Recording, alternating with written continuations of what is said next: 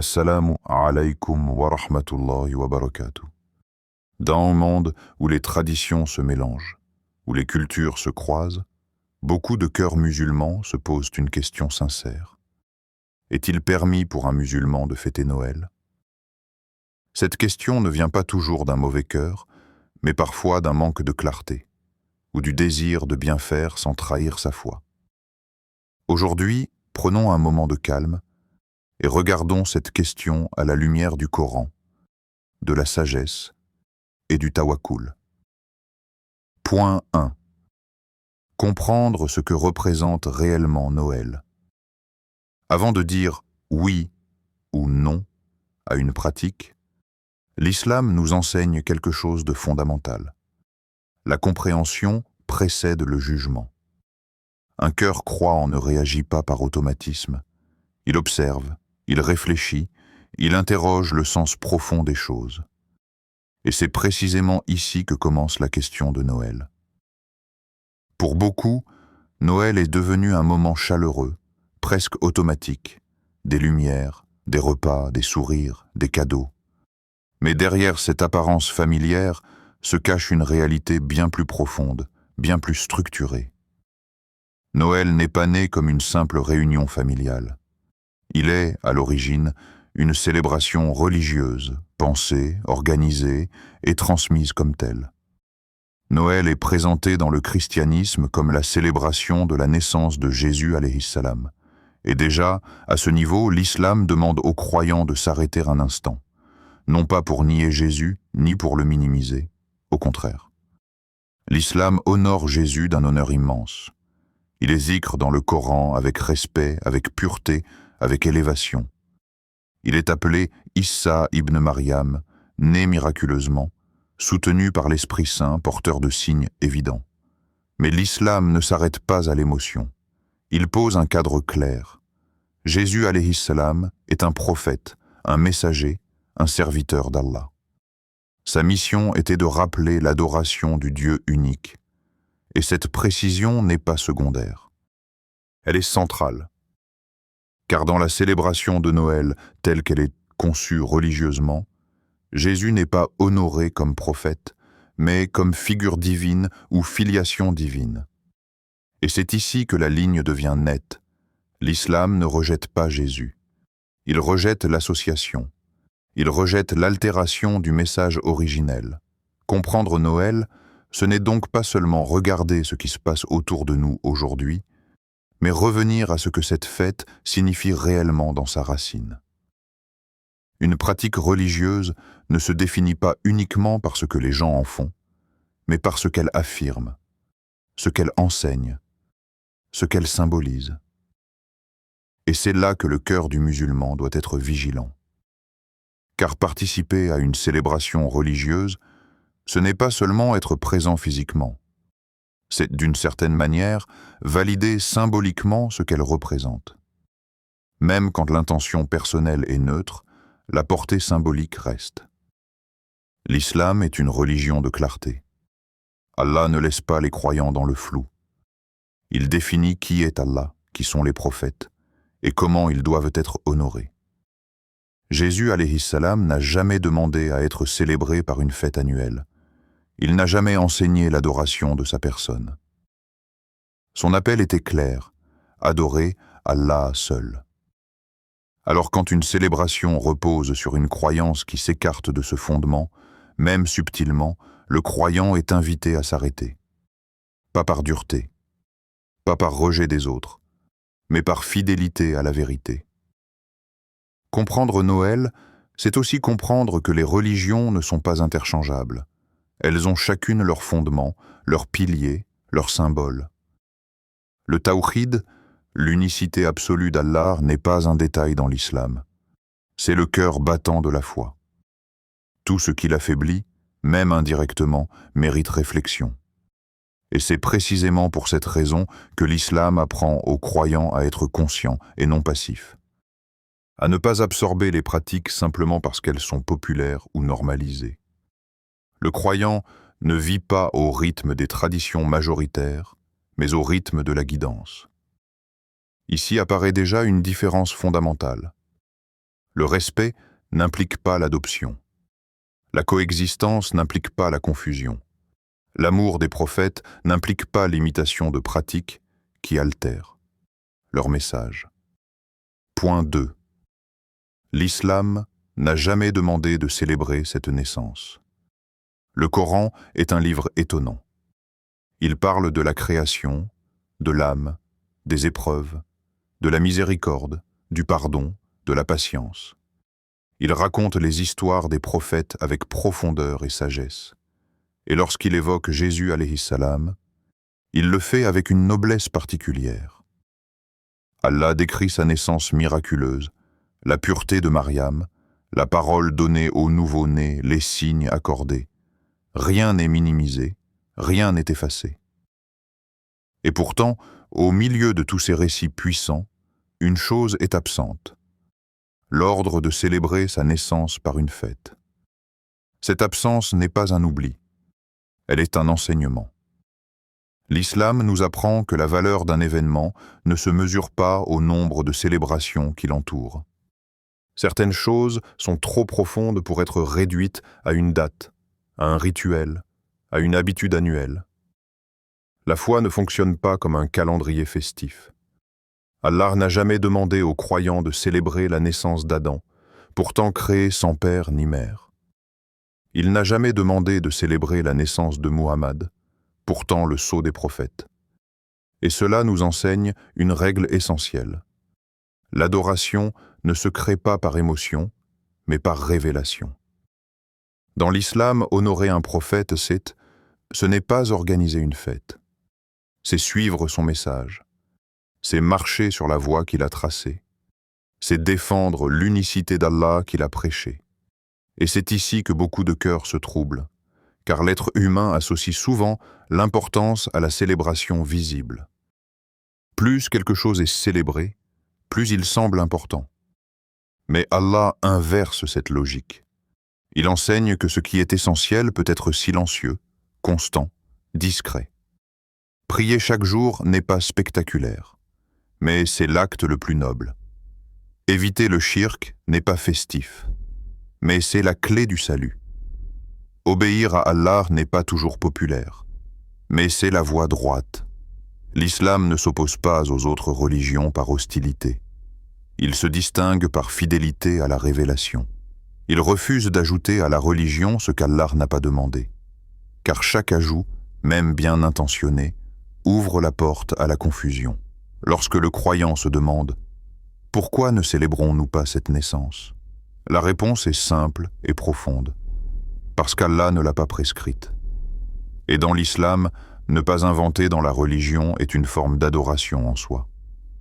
Cela demande de la maturité spirituelle, de résister à la pression sociale, de comprendre que la vérité n'est pas toujours majoritaire. Le croyant apprend à faire confiance à la sagesse divine, même quand il ne comprend pas tout immédiatement. Tout ce qui est important n'est pas forcément célébré par une fête. Certaines vérités sont honorées par le silence respectueux, d'autres par la constance dans l'obéissance. L'islam n'appelle pas à copier les pratiques étrangères à la révélation, même quand elles semblent belles extérieurement. Il appelle à préserver la pureté du message, génération après génération. Et c'est ainsi que la foi reste claire, stable, enracinée, même quand le monde autour change. Point 3. La date du 25 décembre n'est pas une certitude. Il existe des idées qui se répètent si souvent qu'elles finissent par sembler évidentes. Des dates que l'on accepte sans les questionner. Des traditions que l'on hérite sans jamais en interroger l'origine. Le 25 décembre fait partie de ces repères que beaucoup considèrent comme établis, presque sacrés, alors qu'en réalité, ils reposent sur une construction humaine plus que sur une certitude divine. Lorsque l'on s'approche honnêtement des sources historiques, une chose apparaît clairement. La date exacte de la naissance de Jésus alayhi salam n'est pas connue avec certitude. Ni les textes religieux originels, ni les récits les plus anciens ne donnent un jour précis. Ce silence n'est pas anodin. Il indique que la date, en elle-même, n'était pas centrale dans le message. Alors comment le 25 décembre est-il devenu une référence mondiale? La réponse se trouve dans l'histoire des hommes, pas dans la révélation. Cette date a été fixée plusieurs siècles après Jésus, dans un contexte où les autorités religieuses cherchaient à structurer, unifier et parfois faciliter l'adhésion des populations à une nouvelle organisation religieuse. Des fêtes déjà existantes, liées au cycle du soleil et aux saisons, ont servi de repère. Le religieux s'est alors mêlé au culturel, puis au politique. Cela ne signifie pas que tout soit mensonge, mais cela signifie que tout n'est pas révélation. Et cette distinction est capitale pour le musulman. Car l'islam apprend aux croyants à séparer ce qui vient d'Allah de ce qui vient des hommes. Ce qui est révélé est immuable. Ce qui est construit peut évoluer, se transformer, parfois se déformer. Le Coran, lorsqu'il évoque Jésus alayhi salam, insiste sur sa mission, sur son message, sur les signes qu'Allah lui a accordés. Il ne s'attarde pas sur une date, ni sur un calendrier. Comme si Allah rappelait subtilement que la guidance ne dépend pas d'un jour précis, mais d'une vérité intemporelle. Beaucoup de savants, y compris en dehors de l'islam, ont souligné que certains éléments des récits bibliques rendent peu probable une naissance en plein hiver. Des détails sur la vie pastorale, le climat, les déplacements, amènent à penser que la naissance aurait eu lieu à une autre période de l'année. Mais au-delà des débats historiques, l'essentiel est ailleurs. L'essentiel est dans la méthode. Le musulman ne construit pas sa foi sur des hypothèses, des traditions accumulées ou des consensus culturels. Il la construit sur ce qu'Allah a clairement révélé. Et lorsque l'histoire humaine modifie, arrange ou symbolise, le croyant garde une distance saine. Cela demande une maturité particulière. Accepter que certaines choses que tout le monde célèbre avec certitude reposent en réalité sur des choix humains. Accepter que la vérité religieuse ne se confonde pas toujours avec la tradition majoritaire. Cette lucidité est parfois inconfortable, mais elle est libératrice. Cette réflexion rappelle une règle fondamentale. Le musulman base sa foi sur ce qu'Allah a révélé, pas sur ce que l'histoire a modifié, ajusté ou symbolisé. Cette règle ne concerne pas seulement Noël. Elle concerne toute la vie spirituelle. Elle apprend aux croyants à ne pas sacraliser ce qui n'a pas été sacralisé par Allah, à ne pas donner une dimension religieuse à ce qui relève du contexte humain. Ainsi, lorsqu'un musulman s'interroge sur le 25 décembre, il ne rejette pas Jésus. Il rejette l'idée que la foi puisse être bâtie sur des dates incertaines. Il choisit la solidité de la révélation plutôt que la fragilité des constructions historiques. Point 4. L'islam protège l'identité du croyant. Le cœur humain est influençable. Il absorbe ce qu'il voit, ce qu'il entend, ce qu'il répète. Allah, dans sa sagesse, connaît la fragilité du cœur. C'est pour cela que l'islam n'est pas seulement une religion de croyance, mais aussi une religion de protection. Protéger le cœur du croyant, c'est protéger son identité. Et l'identité spirituelle n'est pas une simple étiquette. C'est une orientation profonde. Une manière de voir le monde, de comprendre le bien et le mal, de définir ce qui mérite d'être suivi. C'est dans ce sens que l'islam met en garde contre l'imitation des pratiques religieuses qui ne viennent pas de notre foi. Non pas par orgueil, non pas par mépris, mais parce que l'imitation répétée finit par façonner l'intérieur. L'être humain s'habitue vite. Ce qui est exceptionnel devient normal. Ce qui est symbolique devient banal. Et ce qui est banal finit par être accepté sans réflexion. Allah veut préserver le croyant de cette glissade silencieuse. Imiter une pratique religieuse, même sans intention consciente, crée une proximité symbolique. Or, la religion ne se vit pas seulement dans l'intention intérieure, mais aussi dans les gestes, les rythmes, les références. Chaque religion a ses marqueurs. Et ces marqueurs nourrissent une vision du monde spécifique. L'islam enseigne aux croyants une chose essentielle. On peut respecter sans reproduire. Le respect n'exige pas l'adoption. La paix n'exige pas la confusion. Le vivre ensemble n'exige pas l'effacement de soi.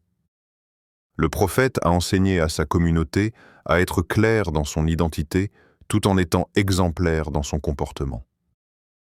Le musulman n'est pas appelé à se fondre dans toutes les pratiques environnantes, mais à rester ancré, stoul, reconnaissable par ses valeurs.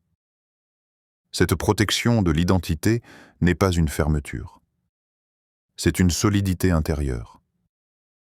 Un croyant sûr de sa foi n'a pas besoin d'emprunter des symboles pour se sentir accepté. Il sait qui il est et il agit avec dignité. Allah sait que la confusion commence rarement par de grands reniements. Elle commence souvent par de petites concessions répétées, justifiées par la normalité, la pression sociale ou la peur d'être différent. L'islam coupe court à ce processus en posant des limites claires. Le croyant respecte tout le monde, mais n'adopte pas tout. Cette phrase résume une sagesse profonde. Le musulman peut souhaiter le bien aux autres, leur montrer de la bonté, de la justice, de la douceur. Mais il garde intacte sa référence spirituelle. Il ne mélange pas les adorations. Il ne dilue pas le tawhid. L'identité du croyant est une responsabilité. Elle se transmet. Elle se préserve. Elle se protège, non par la dureté, mais par la conscience. Et plus le monde devient confus, plus cette conscience devient précieuse. C'est ainsi que l'islam protège le cœur, en lui offrant des repères clairs, même quand ils vont à contre-courant. Point 5. Religion ou simple coutume sociale. Il y a des situations où le croyant ne doute pas de sa foi, mais doute de la frontière. Une frontière invisible, subtile, parfois floue. C'est exactement ici que se situe la confusion entre la religion et la coutume sociale. Beaucoup ne se demandent pas s'ils croient autrement, mais s'ils peuvent simplement participer sans s'engager. Et cette nuance mérite d'être examinée avec calme et lucidité. L'islam est une religion profondément humaine. Il ne coupe pas les liens, il ne pousse pas à l'isolement, il ne transforme pas le croyant en être rigide. Au contraire, il encourage la bonté, la douceur, le maintien des relations, même avec ceux qui ne partagent pas la même foi. Le Coran rappelle l'importance de la justice et du bon comportement envers tous. Cette ouverture est une force, pas une faiblesse. Mais l'islam est aussi une religion de limites claires. Il distingue soigneusement entre le social et le cultuel, entre ce qui relève des relations humaines et ce qui relève de l'adoration. Et c'est précisément dans cette distinction que réside l'équilibre du croyant. Participer à une célébration religieuse, ce n'est pas la même chose que partager un repas familial. Ce n'est pas la même chose que saluer quelqu'un, lui souhaiter du bien ou maintenir un lien respectueux. Une célébration religieuse porte en elle des symboles, des intentions, des références spirituelles. Même lorsque ces éléments semblent discrets, ils existent. Le musulman est appelé à être conscient de ce qu'il fait, et non à agir par simple automatisme social. Il ne s'agit pas de soupçonner chaque geste, mais de reconnaître que certains actes ne sont pas neutres. L'adoration, en islam, est définie avec précision. Elle ne se mélange pas. C'est pour cela que l'islam pose des limites nettes. Pas de participation à des rites religieux étrangers, pas d'actes qui contredisent explicitement la foi, pas de confusion dans l'adoration, même involontaire. Ces limites ne sont pas des barrières contre les gens, mais des protections pour la foi. Elles permettent aux croyants de rester clairs intérieurement, tout en restant ouverts humainement. Il est possible d'être présent sans être impliqué. Il est possible d'être bienveillant sans être imitateur. Il est possible de respecter sans adopter. Cette posture demande de la maturité, car elle ne se résume pas à des règles mécaniques. Elle demande une intention droite et une conscience éveillée. L'islam n'exige pas que le musulman explique sa foi à chaque instant, ni qu'il justifie chaque refus. Parfois, le simple fait de rester fidèle à ses principes est en soi un témoignage silencieux. Le croyant n'a pas besoin d'élever la voix pour rester ferme. Le musulman est équilibré, ferme dans sa foi, doux dans son comportement. Cet équilibre est fragile, mais précieux. Trop de fermeté sans douceur mène à la dureté. Trop de douceur sans fermeté mène à la dilution. L'islam enseigne à marcher sur une ligne droite, exigeante mais miséricordieuse. Dans un monde où les frontières religieuses sont souvent brouillées au nom du vivre ensemble, le musulman apprend à vivre avec les autres sans se perdre. Il ne construit pas son identité en opposition permanente, mais en cohérence intérieure. Et cette cohérence apaise le cœur, même quand les choix sont incompris. Point 6. Allah a déjà offert des fêtes aux croyants. Pourquoi l'être humain cherche-t-il toujours à ajouter ce qui lui semble manquer? Pourquoi ressent-il parfois le besoin de compléter ce qu'Allah a déjà rendu complet? Cette question traverse l'histoire des religions, et l'islam y répond avec une clarté remarquable. Allah n'a pas laissé les croyants sans joie. Il n'a pas privé la communauté de moments de célébration, de rassemblement, de gratitude. Au contraire, il a offert des fêtes qui ne sont pas seulement des instants de bonheur, mais des actes d'adoration profonds. Ces fêtes ne sont pas issues de traditions culturelles aléatoires. Elles sont ancrées dans la révélation. Elles sont liées à l'obéissance, au sacrifice, à la gratitude, à la patience. Elles rappellent aux croyants que la joie véritable est liée à la proximité avec Allah. Les fêtes islamiques ne sont pas centrées sur un personnage divinisé, ni sur une date incertaine. Elles sont centrées sur la soumission à Allah, sur la fraternité, sur le rappel des bienfaits. Elles unissent la communauté au-delà des cultures, des langues, des origines. Chaque détail a un sens. Le moment où elles sont célébrées, la manière dont elles sont vécues, les actes qui les accompagnent, rien n'est laissé au hasard. Et cette précision est une miséricorde. Elle protège le croyant de l'innovation et de la confusion.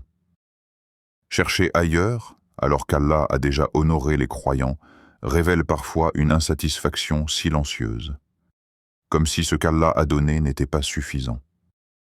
Or, le tawakkul commence précisément ici. Faire confiance à la sagesse divine, même quand elle diffère des habitudes environnantes. Les fêtes islamiques rappellent que la joie ne se copie pas, elle se reçoit.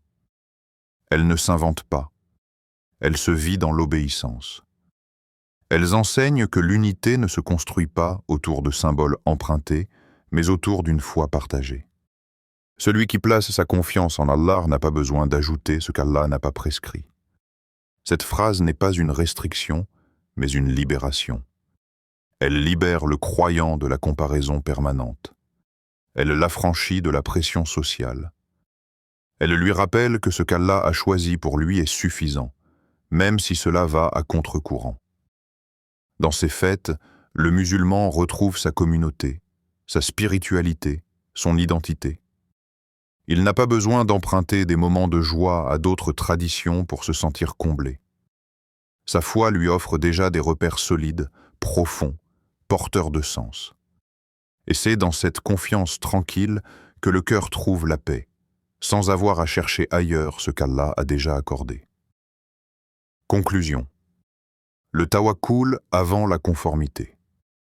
Parfois, refuser de suivre la foule demande du courage. Mais le tawakkul, c'est faire confiance à Allah même quand on se sent différent. Être musulman, ce n'est pas s'isoler, c'est se positionner avec sagesse. Qu'Allah apaise nos cœurs, nous donne la clarté et nous aide à l'aimer plus que toute tradition passagère,